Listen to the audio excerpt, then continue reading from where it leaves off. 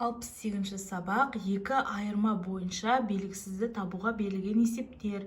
Бұл сабақта сіздер екі айырма бойынша белгісіз табуға берілген есептерді талдауды және шығаруды үйренетін боласыздар. Бірінші есеп: өзің тұратын өлкеде қандай кәсіпорындар барын білесің. Олар не өндіреді? Бірдей шамалар арасындағы сәйкестікті айқында. Сонда сен Қазақстанда ірі астық және бұршақ тұқымдас дақылдарды өндірушілер қайда орналасқанын білетін боласың дейді. Мұнда 70 гектар манкет дейді, өндірістік кешен, кәсіпорын, Түркістан облысы, Қостанай облысы, Ұзынкөл ауылы осындай мәндер берілген. Біз қазір сәйкестендіретін боламыз, яғни 70 гектар. Бұл қайсына береді? 70 гектар бұл 700 мың метр квадрат. Міне, манкет ауылы. 7 километр квадрат бұл 7 миллион метр квадрат. Ол дегеніміз, міне, Ұзынкөл ауылы. Келесі 700 сантиметр квадрат. Мына өндірістік кешен тең болады 7 дециметр квадратқа. Сарыкөл кентінде орналасқан 70 мың сантиметр квадрат. Карл Маркс атындағы кәсіпорын Қостанай облысында орналасқан. Мінеки бірінші есеп осылай жазылады. 70 гектар 700 мың метр квадрат, 7 километр квадрат 7 миллион метр квадрат, 700 сантиметр квадрат 7 дециметр квадрат, 70 мың сантиметр квадрат 7 метр квадратқа тең. Номер 2. Есепті оқы, есепті шығару жоспарына қара, оны шығар. Аймақта тігін фабрикасы бар. Балалар осы фабрикаға саяхат жасады. Олар шалбар мен кофтаның әрқайсына бірдей мөлшерде мата жұмсалатын білді. Сол күні 8 шалбар, 5 кофта тігілді.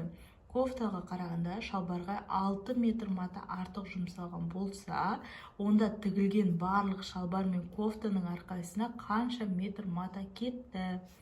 Есепті шығару жоспары: бірінші, қанша шалбар артық тігілді? Екінші, бір киімге қанша метр мата жұмсалды? Үшінші, барлық шалбарға қанша метр мата жұмсалды? Төртінші, барлық кофтаға қанша метр мата жұмсалды? Мұнда қанша дана артық екен табуымыз қажет, е? 3 дана артық, өйткені 8-ден 5-ті азайтамыз. 3 шалбар артық.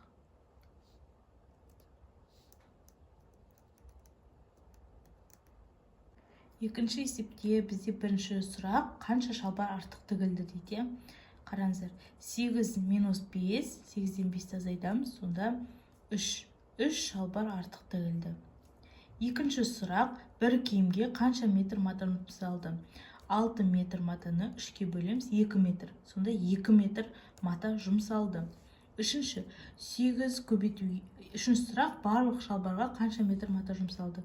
8-ді 2 метрға көйтеміз, өйткені 8 шалбар бар. Сонда 16 метр. 16 метр мата жұмсалды барлық шалбарға. Төртінші сұрақ: барлық кофтаға қанша метр мата жұмсалды? 5-ті 2-ке көйтеміз, өйткені кофтаның саны 5 еу, 5-ті 2-ке көйткенде 10 метр. Сонда жауабы: шалбар 16 метр, кофтаға 10 метр мата жұмсалды.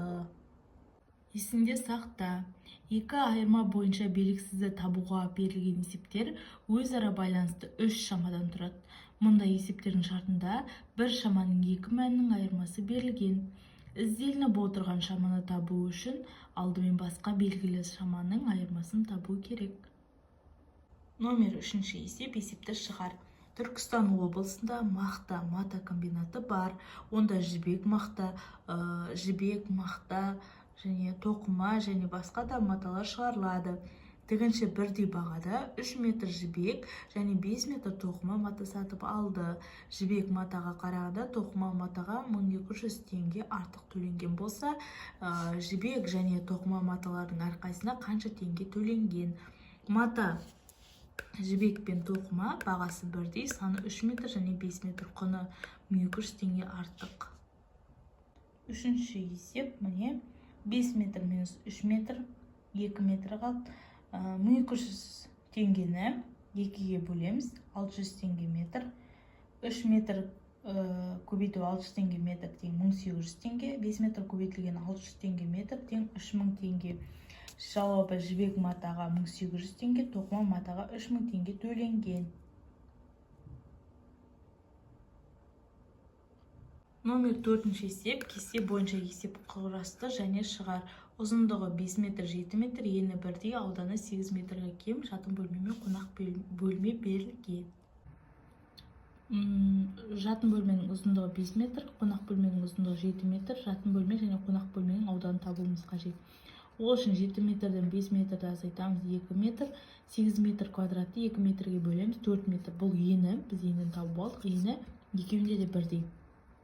Жатын бөлменің ауданы табу үшін 5-ті 4-ке көбейтіп 20 метр квадрат. Қонақ бөлменің ауданы табу үшін 7 метрді 4 метрге көбейтеміз 28 метр квадрат. Жауабы жатын бөлменің ауданы 20 метр квадрат, қонақ бөлменің ауданы 28 метр квадрат. Номер 5 есепті шығар.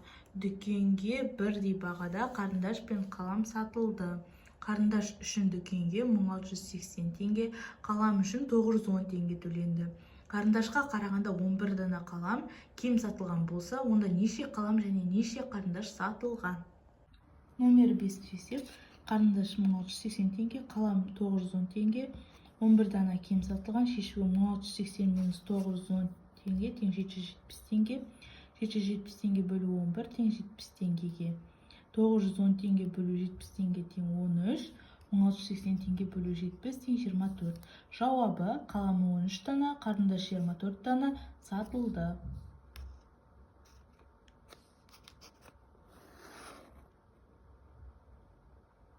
Номер 6-шы есеп, бірдей тауарлардың массасы мен құнын салыстыр. Ойлан, А немесе Б бөлімінің тауарларының қайсысы алған тиімдірек? Мұнда шырын, А бөлімі, Б бөлімі деп алдық. Шырын, қытырлақ картоп, йогурт берілген. Шырын 100 грамм минус 50 теңге, Б бөлімінде бұл 50 грамм минус 40 теңге.